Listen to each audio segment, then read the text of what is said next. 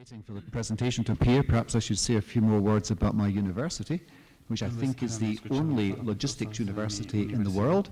It was set up in 2010 in Hamburg.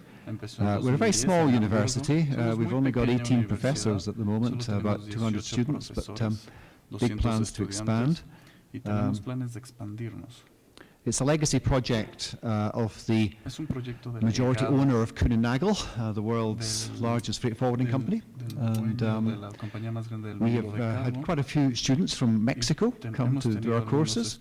And I heard just this morning that our university president's brother used to live in Queretaro. So there's a coincidence for you. Right, back to the subject of this presentation. I've been asked to confine my comments to 20 minutes. Difficult to do that. The report is 7,000 words long. I hope you've had a chance to read it, and I hope you found it an interesting document. Oh, it's nice to start with a cartoon.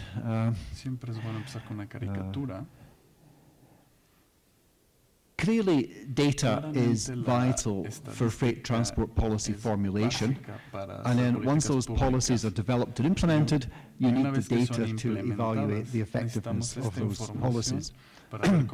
And it seems to me that any country needs a certain basic amount of data to get started in this process. You cannot formulate policy in a statistical vacuum. But then, as your freight policies become more sophisticated, so the data requirements increase through time. And freight transport policy can become more and more complex. What I've tried to do here is classify the range of policy interventions that you would typically find in the freight transport system. And the point I make in the paper is that evidence-based decision-making of freight transport is very data hungry. What I've then done, as you will have seen, is list 6 areas of performance measurement in freight transport where there is a need for freight data, and I'll simply run through these 6 areas. First of all, transport intensity, where we have to have some knowledge of the amount of freight activity in the country, and we can then try and relate that to other measures of economic output. Very grateful to Jan Havinga for this graph, published in the paper last year, where he shows how much GDP gets generated by every ton-kilometre of freight movement in different countries around the world. Perhaps you can't see the colours very clearly, but the red diamond there represents Mexico. South Africa, Jan's home country, is almost at the extreme end. So there are some countries that have to move a lot of freight to earn a living, right? Other countries, like my own one, the UK, with a big service sector, we don't have to move quite so much freight. So we need basic data on the volume of freight movement to be able to calibrate graphs like that. But it's not just a static measure. We have to see how the relationship between freight and economic activity changes through time. So the graph I'm showing you there relates to the EU, shows how some EU member states are generating more and more freight relative to GDP, like Bulgaria and Poland, whereas other countries like my own, the UK, Belgium, Denmark, are experiencing a decoupling of freight movement from GDP. So, again, one has to have some understanding of where your country fits on that trajectory of freight decoupling, either positively or negatively. Modal split clearly is a major area of freight transport policy. Very few governments are happy with the current freight modal split. Often a feeling there's a market failure, or for environmental reasons, or traffic congestion reasons, you have to shift freight from one mode to another. To implement a freight modal split policy, again, you have to have good data. Raises a lot of issues. I mean, should you express modal splits in terms of ton kilometres or tons lifted? Obviously, road and tends to move goods over shorter distances, so if you express it in terms of ton kilometers, road share of that market appears that bit smaller. I have never yet seen any data expressing freight modal split in volumetric terms. It's always based on weight. I think only in the States have I ever seen the figures quoted in terms of the value of the freight that's being transported, which again is another important metric. I also have some concern about a lot of the modal split data in the public domain, because it seems to me to misrepresent distance. Because the rail and waterway networks are less dense, freight tends to be moved more circuitously in those modes. And I think maybe we should have a correction factor in there for that. And likewise, I think intermodality currently is rather poorly expressed in many of the national data sets on freight transport. I think we also have to look at this issue of contestability in freight markets, because if you simply look at the raw numbers, you don't get a good impression of what the potential is for freight modal shift, because a lot of freight is captive to particular modes. And if you try to define the share of the pie chart, which is genuinely open to competition between the modes, you often find that is quite small. Moving on rapidly to what I call market diversity, all countries, regions have to have a spread of freight transport services. And that takes us beyond just distinguishing modes, distinguishing transport by transport mode, because within each transport mode, you have a broad array of different services. This is a graph that a former colleague of mine compiled, where he classified freight transport services with respect to two criteria, commodity size and geographical extent.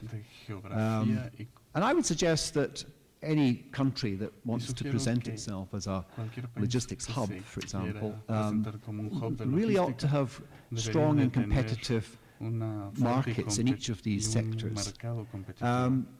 If one were to convert this two-dimensional graph into a four-dimensional graph, then we could clearly differentiate by other criteria, and speed and range of logistics services would be important. And by that I mean the extent to which companies can provide an integrated logistics service, including warehousing and inventory management and order processing, in addition to transport. Moving on to operational efficiency, perhaps two dimensions to that. One is productivity. In the paper I refer to a classic article, a seminal article on performance measurement in logistics by Caprice and Sheffy about 20 years ago. They emphasize the importance of this distinction between productivity and utilization. So productivity essentially converts resources into an activity, and the main activity we're dealing with here is ton kilometers. And a lot of the data available on this suggests that things have been improving. If you look at the productivity of trucking in the UK over a 50-year period, huge improvement, because the vehicles were getting bigger, they were being run over more of the 24-hour cycle, used more intensively. Likewise, in the case of the US, big improvement in ton kilometers per locomotive. So it's often the productivity measures that the operators like to use, because they're the ones that present them in the best possible light. But it's worth noting that the fact that the productivity is improving doesn't necessarily mean that the utilization of the vehicle capacity is going up, because you really have to look separately at the utilization of capacity. That can present formidable challenges. What I've tried to do in this little diagram is differentiate the different types of utilization measure you would typically find in freight transport. Empty running is much quoted, fairly fragrant evidence that the capacity is not being well used. But what about the loading of vehicles that are already carrying product?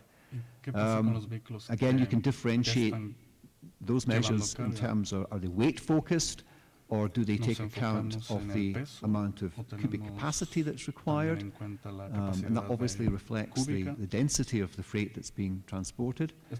Regrettably, we lack good freight density data But if we simply look at the volumetric measures, again, they can be split. You can take a two-dimensional view, looking at the proportion of the floor space and the containers and the vehicles that's occupied, or we can move into the third dimension and look at cube utilization.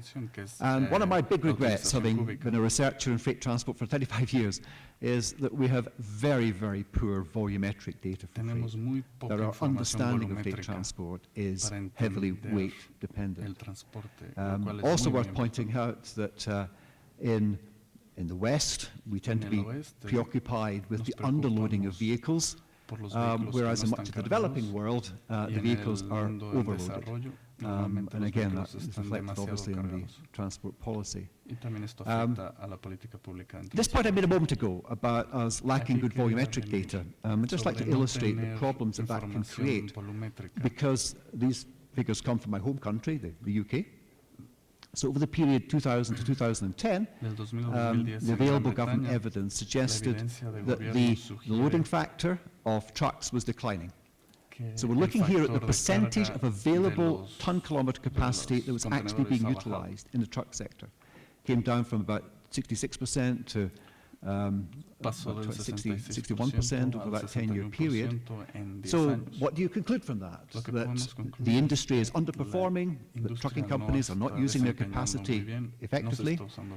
But then you look at another set of data, because the UK, I think, is one of the few countries that does make an effort to collect volumetric data. And over that 10-year time period, what you discover was there was a big increase in the proportion of trips which were volume constrained rather than weight constrained. So once you see that data, you realize the industry has done remarkably well in experiencing only a small reduction in lading factor over that 10-year period. And in this area, you also encounter paradoxes. This is one which has been written about in the literature. If you simply focus your attention on maximizing the lading factor, then you may encourage the wrong behavior. If it's a multiple drop round, so you've got 5 drop points, and the numbers here represent the quantity of freight you're delivering in terms of tons. So if you want to maximize the average lading of the vehicle, then you'll want to deliver the light loads first and the heavier ones last. Right? That would then give you a lading factor of 61%. If you do the opposite, get rid of the heavy loads first, your lading factor goes down to 38%. But if your metric is fuel consumption, then clearly you're going to want to offload the earlier loads first. So one should not simply look at a metric like vehicle utilization in isolation. You've got to relate that to other metrics. We'll take us into the whole area of energy efficiency of freight transport, which has attracted a great deal of attention in recent years, partly because of our desire to decarbonize freight transport. In most countries, it's not too difficult to get access to fuel consumption data and to relate that to the level of freight activity. But the second graph there comes from a paper a colleague and I published some years ago in Energy Policy. What we did was we looked at all the available energy and freight data available in the UK and showed that there were different ways in which you could do the calculation. So you can't read the writing, but those trends show you the carbon intensity of road freight in the UK over a 15-year period.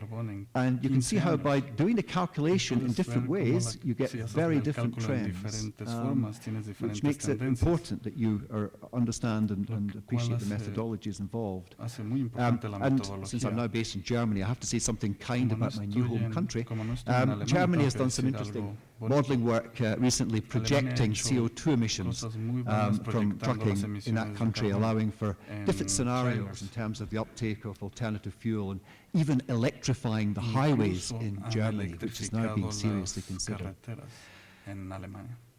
Okay, enough of operational efficiency. My fifth category of measure relates to service quality, where our main criteria, I suppose, would be transit time and reliability. Again, you can measure these quality indicators in different ways. You can do it at a network level for the road and rail network, for example. You can do it for terminals, ports, rail freight heads. You could do it for borders, clearly, or you could do it at a logistics system design level where you'd be focusing on on-time delivery and on-shelf availability. Just to focus on network performance initially, so in my home country, an indicator that is tracked is the average number of minutes per day that's lost by trucks in traffic congestion. And they break it down by different types of days, so we can say in the UK the average truck in the morning peak period gets delayed by about 13 minutes. Off peak it's about 5 minutes. But these average figures are a bit misleading because once your network fills up and your network is nearing saturation, then the speed-flow relationship starts to destabilize and becomes very vulnerable to shocks to the system like roadworks and traffic accidents and so forth. And that then is the main source of unreliability.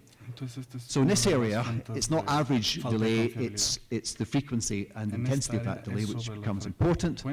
And then when you analyze that, as we've done in the UK, what you discover is that congestion is only one of many sources of unreliability in a logistics system. And there's a complex interrelationship between these different sources. What you also have to do is not simply focus on the effects of congestion to the vehicle while on the road. You have to look at the knock-on effects in the factories, the shops, the warehouses. You have to see how other logistical and production processes are then impacted by that congestion.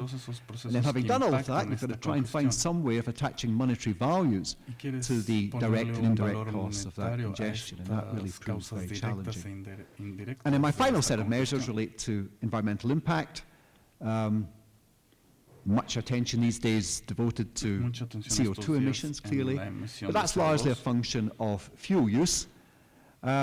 More complicated when you look at noxious gas emissions, the NOx, particulate matter, sulfur dioxide and so forth, where you also have to take account of differences in fuel quality and the emission standards of the vehicles. Some countries monitor this very effectively. I have to say something kind about the Netherlands as well, because Willem is here. So you can see the changing vintage of the truck fleet and translate that into estimates of the pollutant emissions. I also briefly mentioned in the paper accident levels as well. In many countries, I think the good news is quite good, according to the data that we have, suggesting that fatalities in road traffic accidents involving trucks have been declining through time. These don't cover the whole spectrum of externalities. I'm not saying anything here about noise, for example. But those governments that have a policy to try to internalize the environmental costs of freight transport clearly have to monitor these environmental impacts, and more difficult than that is actually attach monetary values to those externalities. And, in Europe in recent years, a lot of attention has been paid to that subject. Just some general points to conclude.